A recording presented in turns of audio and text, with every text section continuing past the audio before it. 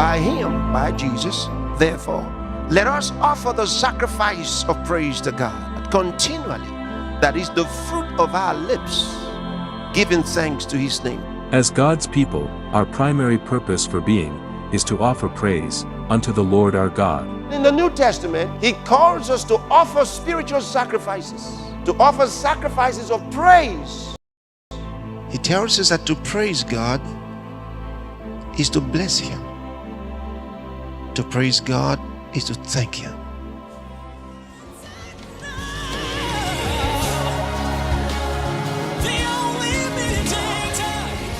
It's another sublime opportunity to offer the calves of our lips as sacrifices of praise and worship to the Lord Most High at this special praise night with Pastor Chris. 14th of April is a praise night, special praise night. It's going to be wonderful. It will be live on Alpha TV, LoveWorld Networks, Life TV mobile app, Cflix app and social media platforms.